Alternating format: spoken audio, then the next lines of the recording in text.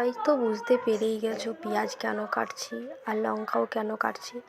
বিকালবেলা তো বসে বসে কী করব, তাই এই যে একটু ব্রেডের চপ বানাতে স্টার্ট করে দিয়েছি। তো চলো, দেখতে পাচ্ছ আজ না বিকালে আমি না অনেক খিদে লেগে গেছে, তো আমি মাকে বলি তো কলেজ যাইনি, ঘরে কিছু বানাইনি। কলেজ যাওয়ার সময় প্রতিদিন বাইরের জিনিস খাই আসি, বাইরের জিনিস খাওয়াটা তো বেশি ভালো না, তাই আজ আমি ঘরেই বানাতে স্টার্ট করে দিয়েছি ব্রেড চপ।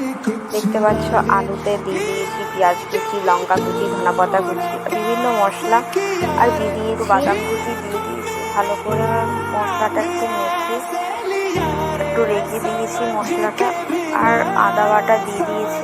আদা বাটা দিলে নাকি খুব ভালো লাগে খেতে, জানি না, কিন্তু দিলে নাকি টেস্টটা খুব ভালো হয়, তো দিয়ে দিয়েছি। জানি না কেমন হবে। আর ব্রেডটা আমি ধারে ধারে করে একটু কেটে নিয়েছি।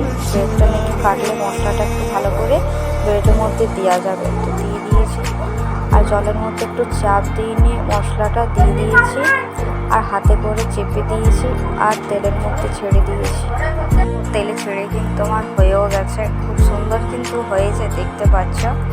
আবার কিন্তু তেল থেকে আমি উঠিয়ে নিয়েছি, আর একদম লাল হয়ে গেছে, মানে দেখেই লাগছিল কি আমি সব কটা খেয়ে নেবো, কিন্তু না, আমি কিন্তু ঘরে সবার জন্য বানাইছি। আর এতটা নরম আর এতটা মানে মুচমুচে হয়েছে, খেতে খুব সুন্দর লেগেছে। ফার্স্ট টাইম কোনো জিনিস বানাতে কিন্তু খুব ভয় লাগে, কিন্তু ভয় না করে দিতে হয়। আর বানালাম তো সত্যি খুব সুন্দর হয়েছে, আমি জানি না এত সুন্দর হবে বলে। আর সব থেকে আগে আমি দিয়ে দিয়েছি আমার ভাইকে খেতে, কি দেখ খেয়ে কেমন হয়েছে। ভাই তো বলছে দারুণ, আবার কাকিমা তো বলছে দারুণ হয়েছে।